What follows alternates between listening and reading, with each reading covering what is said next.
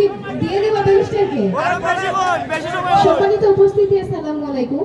আজকে যারা এত সুন্দর আয়োজন করেছে তাদেরকে অসংখ্য ধন্যবাদ জানাচ্ছি এবং হিন্দু যারা আছেন তাদেরকে আমার আদাব। আমরা শুধু কবিতায় পড়েছি যে আমাদের দেশে হবে সেই ছেলে কবে, কোথায় না বড় হয়ে নাকি কাজে বড় হবে। তো আমরা এখন বাস্তবে প্রমাণ পাচ্ছি যে আমাদের ছেলে কিন্তু অলরেডি হয়ে গেছে কাজ করার জন্য। তো আমাদের হচ্ছে ওই কবিতাটা এতদিন পড়ে এসেছি তো মাথায় ছিল আর কি, আর এখন সেটা বাস্তবে প্রমাণ পাচ্ছি যে না, আমাদের দেশেও এমন ছেলে আছে যে নাকি শুধুমাত্র কথাই নয় কাজে বিশ্বাসী। তো আমি হচ্ছে আজকে সুযোগ পেয়েছি তো 2 মিনিট কথা বলার, তাই আমি ভাইস চেয়ারম্যান নিয়ে দুইটা কথা বলি আর কি, এমন সুযোগ আর হবে কিনা জানি না।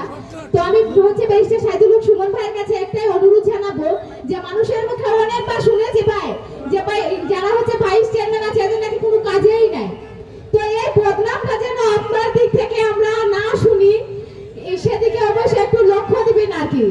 আসলে যে হচ্ছে ভাইস চেয়ারম্যানের কিছু আছে সেটা যেন আসলে করে দেখান তিনি।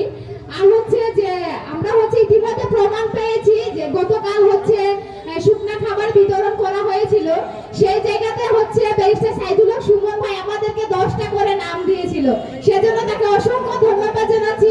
এই প্রথম মনে হয় কোনো ভাইস চেয়ারম্যানকে 10টা করে নাম দেওয়া হয়েছে।